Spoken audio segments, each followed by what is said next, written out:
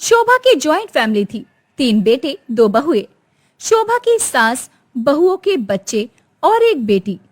Joint family की सारी जिम्मेदारी दोनों बहुओं पर थी। घर के काम बहुत ज्यादा हुआ करते थे। रोज की तरह संगीता और आरती आज भी किचन में खाना बना रही थी। तभी उनकी सासू माँ शोभा आवाज देती है, अरे संगीता बहू, नाश्ता बना या नहीं? जी माँ जी, बस ला रही हूँ। उसके बाद संगीता आरती से कहती है, आरती तुम किचन का काम देखो, मैं जल्दी से नाश्ता लगा देती हूँ सबके लिए। ठीक है। संगीता सभी का नाश्ता लगाती है कि तभी दादी सास कहती है, अरे संगीता, क्या तुझे रोज याद दिलाना पड़ेगा कि मुझे नाश्ते से पहले दवाई दे दिया कर?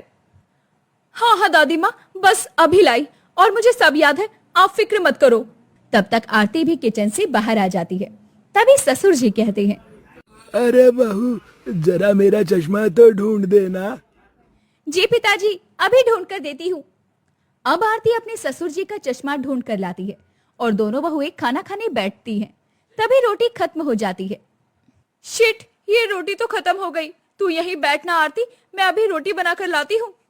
नहीं नहीं, आप क्यों जाएंगी बनाने? मैं चली जाती हूँ दीदी, आप यहीं बैठिए, मैं रोटी बनाकर ले आती हूँ। इतना बोलकर आरती किचन में जाती है, जिसके बाद वो रोटी बनाने लगती है। इस तरह अब दोनों देवरानी जेठानी खाना खाने के बाद थोड़ी देर कमरे में जाकर आराम करने लगती हैं। तभी उन्हें शोभा की आवाज आती है, बहू, ओ बहू। हे भगवान, अभी तो आराम करने को मिला था, अब माँ जी क्यों आवाज लगा रही है? सुबह से काम कर रही हूँ, अब बहुत थकान हो गई। जहाँ एक तरफ संगीता खुद से ये सवाल कर रही थी, तो वहीं दूसरी तरफ आरती भी अब परेशान होकर अपनी जेठानी संगीता के कमरे में आती है और कहती है, दीदी अभी तो हम लोग फ्री हुए थे, अब फिर से माँ जी हमें आवाज क्यों लगा रही है? ये तो पता नहीं आरती, पर जो भी है वो तो नीचे जाकर ही पता चलेगा। दोनों आपस में बात कर रही थी कि इतने में शोभा वहां आती है और उन दोनों को साथ में देखकर उनसे कहती है, बहू तुम दोनों यहाँ एक साथ हो और जब मैं तुम्हें आवाज लगा रही हूँ तो तुम जवाब क्यों नहीं दे रही हो? देखो बहू, नीचे मेहमान आए हैं, इसलिए जल्दी से उनके लिए नाश्ता पानी का इंतजाम कर दो। जी माँ जी, हम अभी कर देते हैं, आप जाइए। संगीता की बात सुनकर अब शोभा वहां से चली जाती है, तो वहीं दोनों बहुएं मेहमानों के लिए नाश्ता बनाने लगती हैं। बेचारी आरती और संगीता सारा दिन काम करती हैं और थोड़ी देर बाद संगीता आरती से कहती है, आरती इतना सारा काम करके मैं तो परेशान हो जाती हूँ, पता नहीं ये काम कब कब होगा हमारे जीवन से। अरे संगीता दीदी, क्यों चिंता करती हो?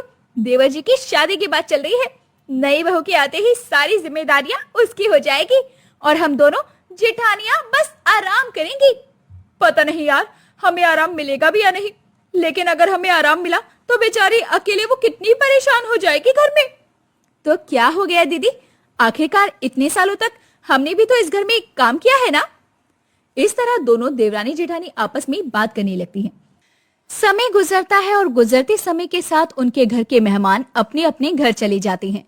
तो वहीं संगीता के देवर लोकेश की शादी विनीता नाम की एक लड़की से तय हो जाती है। समय गुजरता है और गुजरते समय के साथ विनीता की शादी लोकेश से हो जाती है। विनीता दुल्हन बनकर लोकेश के घर आ जाती है। विनीता अपनी जॉइंट फैमिली को देखकर खुश तो बहुत थी, लेकिन वो जानती नहीं थी कि आने वाले समय में विनीता की जिंदगी मुश्किलों से भरी होने वाली है। शुरू के 1 हफ्ते तक विनीता की दोनों जेठानियां विनीता से ज्यादा काम नहीं करवाती।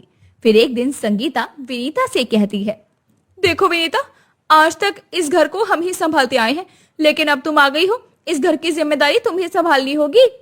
जी दीदी, कोई दिक्कत नहीं, मैं संभाल लूंगी।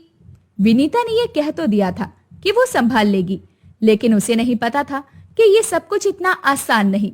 विनीता सुबह सुबह किचन में नाश्ता बनाना शुरू करती है।